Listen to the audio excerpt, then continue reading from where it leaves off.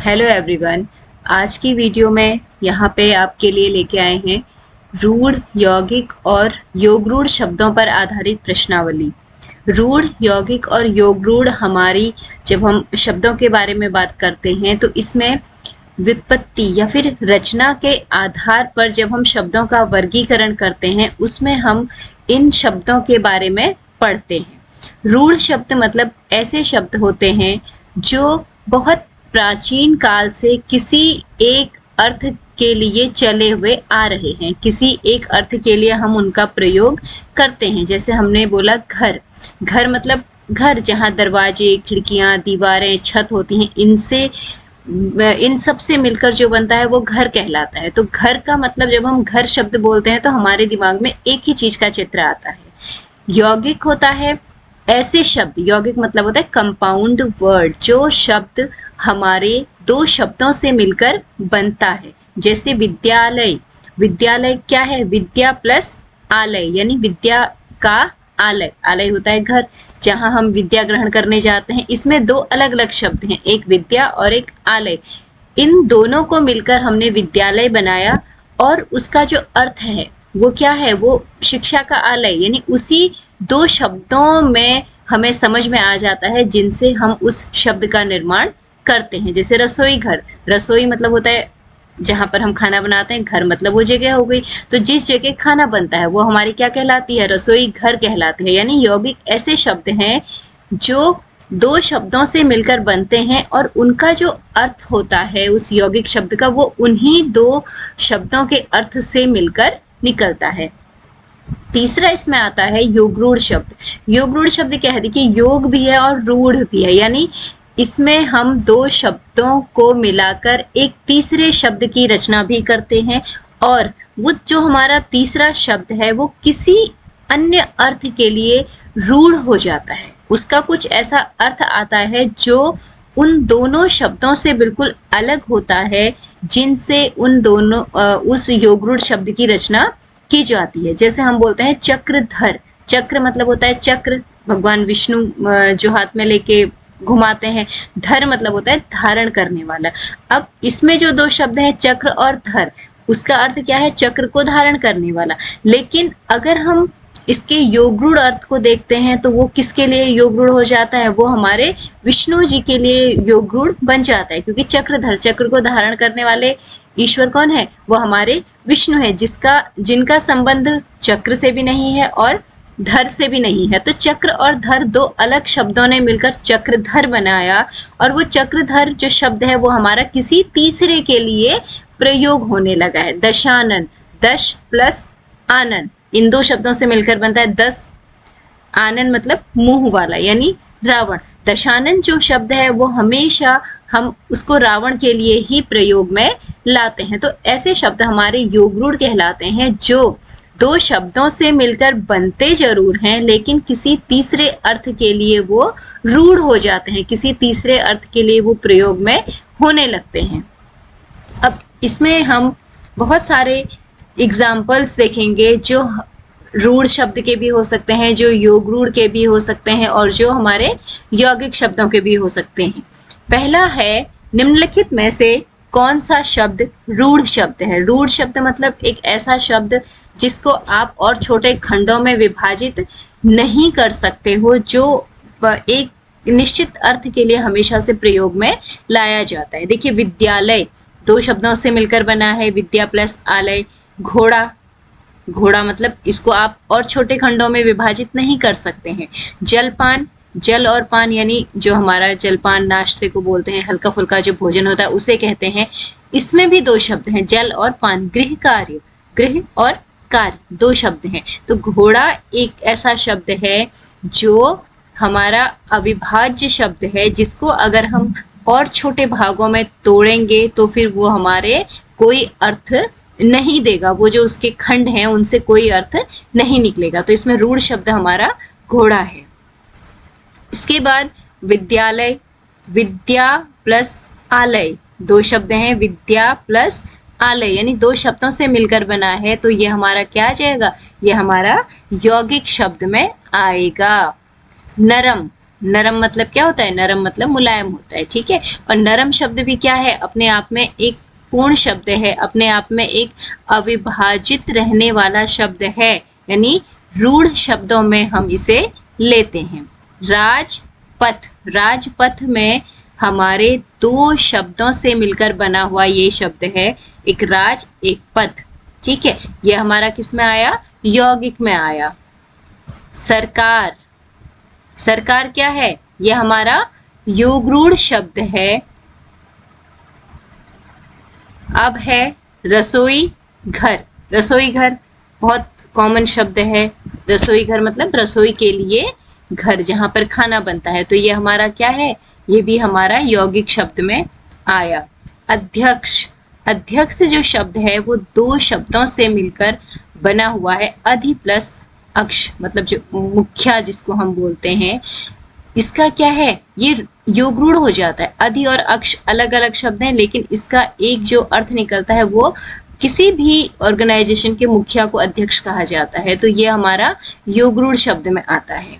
अगला है गृहस्थ। गृहस्थ से मतलब क्या है? जो घर गृहस्थी को चलाने वाला है, जो एक परिवार का संचालन करता है, जो एक परिवार में रचता बसता है, उसे क्या कहा जाता है? उसे हम गृहस्थ व्यक्ति कहते हैं, और ये भी हमारा योगरूढ़ शब्द में आता है। सूर्य किरण, सूर्य, सूर्य हो गया, किरण उसकी जो रेज होती हैं, सूर्य किरण मतलब सूर्य की किरणें, किसी और अर्थ के लिए इसका इस्तेमाल नहीं होता है। सूर्य किरण हम सूरज की किरणों को ही बोलते हैं, तो ये हमारा यौगिक शब्द में आएगा। अगला है नीलकंठ। नीलकंठ जो शब्द है ये भी दो शब्दों से मिलकर बना है। पहला है नील और दूसरा शब्द है इसमें कंठ, यानी जिसका कंठ नीला है वो नीलकंठ कहलाते हैं। यानी भगवान शिव के लिए इस शब्द का प्रयोग किया जाता है। भगवान शिव का ये एक पर्यायवाची है। नीलकंठ जो है वो हमारा योगरूढ़ में आया, क्योंकि नील और कंठ, नीले कंठ वाले कौन है हमारे? हम भगवान शिव के लिए इस शब्द का प्रयोग करते हैं, तो ये हमारा योगरूढ़ है। वो शाब्दिक अर्थ जो है वो बिल्कुल अलग है, और उसका जो तीसरा अर्थ निकलता है वो हमारा शिव के रूप में हम उसको जानते हैं।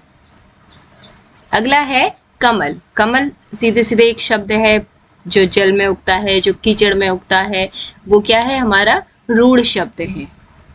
बालक, बालक भी क्या है? रूढ़ शब्द है, अविभाजित रहने वाला शब्द है, तोड़ नहीं सकते हैं, एक सिंगल शब्द से एक सिंगल शब्द है, तो ये हमारा रूढ़ शब्द में आएगा। पुस्तकालय, पुस्तकालय क्या है? पुस्तक प्लस आलय, यानी किताबों का घर, जहाँ बहुत सारी किताबें हम रखते हैं।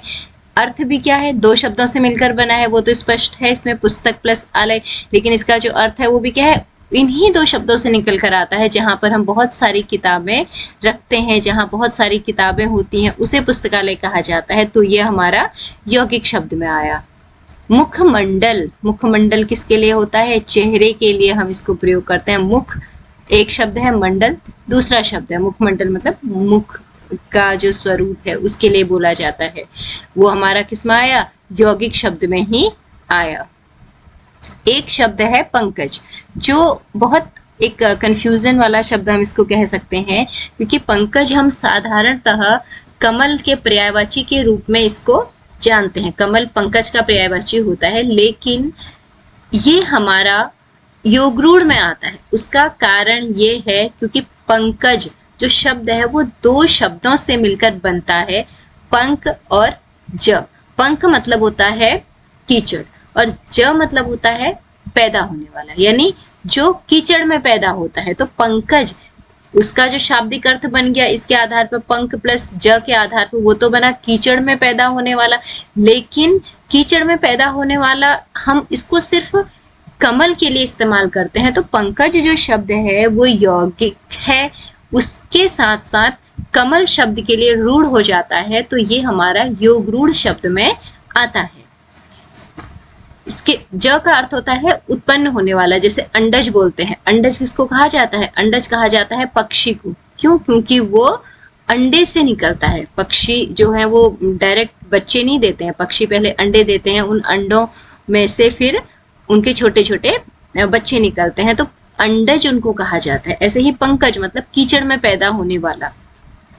धनुष, धनुष क्या है? यौगिक धनुष हमारा रूढ़ शब्द है, बिना एक अकेला शब्द है जिसमें किसी भी शब्दों को जोड़कर हमने शब्द की रचना नहीं की है, और ना हम इसे छोटे खंडों में तोड़ सकते हैं। ऐसे छोटे खंड जो अर्थ सहित हों, यानी सार्थक छोटे खंड नहीं बन सकते। तोड़ तो सकते हैं ध नु श, फिर हम इसका वर्ण विच्छेद कर सकते हैं, लेकिन अगर आप इस शब्द को छोटा करोगे, इसमें से शब्द नहीं निकाल सकते हैं। वर्ण हम अलग कर सकते हैं, लेकिन शब्द हम इसमें से अलग नहीं कर सकते हैं, सार्थक शब्द। तो ये हमारा रूढ़ शब्द आता है।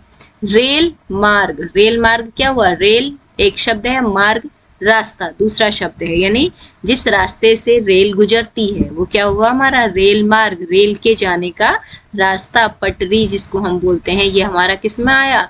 यौगिक शब्द में आया। दुर्दिन, दुर्दिन मतलब बुरा दिन, ये भी क्या है? योगरूढ़ होता है। बुरा समय इसका अर्थ होता है, क्योंकि दुर मतलब बुरा, दिन मतलब हुआ क्या? दिन मतलब तो वैसे हम दिन के लिए बोलते हैं डेज, लेकिन दुर्दिन का अगर हम शाब्दिक अर्थ लेते हैं तो दुर्दिन हम बोलते हैं जब हमारा बुरा वक्त चल रहा होता है, बुरा समय जब हमारा चल रहा होता है, तो इसलिए जो दुर्दिन शब्द है वो हमारा योगरूढ़ में आता है। विद्यालय यौगिक शब्द है। पुस्तक, पुस्तक क्या है? पुस्तक हमारा रूढ़ शब्द है। संगीतालय, जैसे विद्यालय है वैसे ही संगीतालय भी होता है, और ये भी हमारा यौगिक शब्द में आया। अगला है चक्रपाणी। अब ये जो नीचे प्रश्न आपको मिलेंगे, इसमें उनका लिखा नहीं है कि क्यों वो हमारा रूढ़ है, क्यों वो हमारा यौगिक है, तो ये खुद से अब हम इनको समझेंगे। चक्रपाणी, चक्र मतलब होता है चक्र, पाणी मतलब होता है हाथ, यानी जिसके हाथ में चक्र है। कौन है वो? वो है विष्णु जी। आपको पहले भी बताया था, चक्रधर या फिर चक्रपाणी, ये जो दोनों शब्द हैं ये भगवान विष्णु जी के लिए प्रयोग में लाए जाते हैं। तो चक्रपाणी भी हमारा योगरूढ़ शब्द है, क्योंकि इसका जो अर्थ होता है ये भगवान विष्णु को क्या करता है? भगवान विष्णु के लिए प्रयोग में लाया जाता है। मधुर, मधुर मतलब मीठा, एक सामान्य सा शब्द है, एक आसान सा शब्द है, हमारा रूढ़ शब्द में आया। द्वारपाल, द्वारपाल क्या होता है? जो हमारे गेट पे रहते हैं। द्वार मतलब दरवाजे के, पाल मतलब उसके रक्षा करने वाले, उसके प्रहरी। ठीक है, तो द्वारपाल भी हमारा यौगिक शब्द है, लेकिन कोई इसका अन्य अर्थ नहीं निकलता है, तो ये हमारा यौगिक शब्द में ही आएगा। नीलकंठ रिपीट हुआ है, योगरूढ़ शब्द है। कवि क्या है? कवि हमारा रूढ़ शब्द है। कवि मतलब वो व्यक्ति जो कुछ कविताएं लिखता है, जो रचनाएं करता है। राष्ट्रपति, राष्ट्रपति शब्द क्या है? देखो, राष्ट्र का पति, लेकिन अब इसमें देखिए जो भी हमारे ऐसे शब्द होते हैं जो किसी पद को दर्शाते हैं, वो हमारे हमेशा यौगिक में आएंगे। अब राष्ट्रपति जैसे राष्ट्र का पति है, ऐसा नहीं है कि हमेशा एक व्यक्ति होगा, बदलते रहते हैं, कभी कोई है, कभी कोई है, कभी कोई है, तो वो चेंज होते रहते हैं। इसलिए हम इसमें ये नहीं समझेंगे कि राष्ट्रपति, राष्ट्र का पति ये व्यक्ति हैं, ये व्यक्ति हैं। हम उनको पर्टिकुलर उस व्यक्ति से नहीं जोड़ेंगे, क्योंकि कोई भी पद होता है वहां पर जो व्यक्ति है वो हमेशा के लिए नहीं होता है, तो इसलिए हम पद को देखेंगे। राष्ट्र और पति ये हमारा किस में आ जाएगा? ये हमारा यौगिक शब्द में आएगा। चतुरानन, चतुरानन मतलब चार मुंह वाले, ये हम प्रयोग करते हैं ब्रह्मा जी के लिए। जब भी आपने ब्रह्मा जी को देखा होगा तो तीन फेस उनके दिखाई देते हैं, एक सामने वाला दिखता है, एक लेफ्ट, एक राइट, चौथा नहीं दिखाई देता। क्यों? क्योंकि वो पीछे की ओर होता है, तो इसलिए हमें उनके दिखाई तो तीन चेहरे देते हैं, लेकिन वो है क्या? चार मुख वाले हैं। चारों दिशाओं में उनकी चार जो फेसेस होते हैं वो होते हैं। तो चतुरानन हम किसके लिए प्रयोग करते हैं? हम इस शब्द का प्रयोग ब्रह्मा जी के लिए करते हैं, तो ये भी हमारा योगरूढ़ शब्द है। गिरिधर, गिरिधर मतलब क्या है? गिरि होता है पहाड़ को, धर मतलब धारण करने वाला। किसने किया था पहाड़ को धारण? ये थे भगवान श्री कृष्ण थे। जब उन्होंने एक बार इंद्र के प्रकोप से पहाड़ को अपनी उंगली पे ले लिया था ना, तो यहाँ वहीं से उनका नाम क्या पड़ा? वहीं से हम उनको गिरिधर के नाम से जानते हैं। पहाड़ को धारण करने वाले कौन? भगवान श्री कृष्ण। तो ये हमारा किस में आया? योगरूढ़ शब्द में आया। आलय, एक क्या है, घर का पर्यायवाची है, रूढ़ शब्द है। अन्य शब्दों के साथ जोड़कर उन्हें यौगिक शब्दों में ये बदल देता है, जैसे पुस्तकालय या फिर विद्यालय। लेकिन आलय शब्द अगर अकेला है तो फिर ये हमारा रूढ़ शब्द में आएगा। विद्यार्थी, विद्यार्थी का मतलब क्या है, विद्या प्लस अर्थ, यानी विद्या को ग्रहण करने वाला। ठीक है, ये भी क्या है, विद्यार्थी विद्या को ग्रहण करने वाला ही है, इसका कोई अन्य अर्थ नहीं होता है, तो ये भी हमारा यौगिक शब्द में आया। जलपान यौगिक शब्द है, जल और पान। महापुरुष यौगिक शब्द है, महान है जो पुरुष, उसे ही हम क्या बोलते हैं, महापुरुष बोलते हैं, तो ये हमारा यौगिक शब्द में आया। रामेश्वर शब्द क्या है, रामेश्वर यानी क्या है, राम के ईश्वर। ठीक है, कौन थे राम ने जब कब लंका पे जाने के लिए समुद्र में क्या क्या था, जब वो समुद्र पार नहीं कर पाए थे तो उन्होंने भगवान शिव की पूजा अर्चना की थी और वहां पर एक शिवलिंग स्थापित कर दिया था। रामेश्वरम में क्या है, एक शिवलिंग है, भगवान शिव को वो भगवान शिव का प्रतीक है। तो रामेश्वर जो शब्द है, राम के ईश्वर, अर्थ तो इसका ये निकलता है, लेकिन वो क्या जगह है, वहां पर शिवजी की जो लिंग है, शिवजी की जो मूर्ति है वो स्थापित की गई है, तो ये हमारा योग रूढ़ शब्द है। रसोई घर यौगिक शब्द। धनुष बाण फिर से यौगिक शब्द है, क्योंकि धनुष और बाण, कोई अन्य अर्थ इसका नहीं निकलता है। प्रयाग, प्रयाग क्या है, एक जगह का नाम है, ये किस में आया हमारा, ये हमारा रूढ़ शब्द में आया। राजपथ फिर रूढ़ शब्द आ गया। पंडित, पंडित क्या है, रूढ़ शब्द है, पंडित मतलब जो पूजा पाठ करवाते हैं उन्हें हम पंडित बोलते हैं। इसमें कोई दो शब्द भी नहीं है, कुछ नहीं है, तो ये हमारा क्या है, रूढ़ शब्द है। सप्ताह, सप्ताह मतलब हफ्ता, वीक, ये किस में आया, ये भी हमारा रूढ़ शब्द में आता है।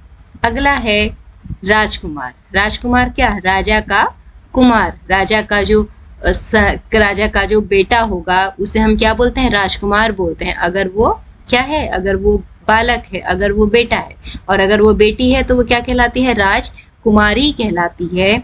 मतलब क्या है दोनों का, राजा की संतानों से है, या राजा का कुमार मतलब बेटा, कुमारी मतलब बेटी, तो ये हमारे क्या है, यौगिक शब्द हैं।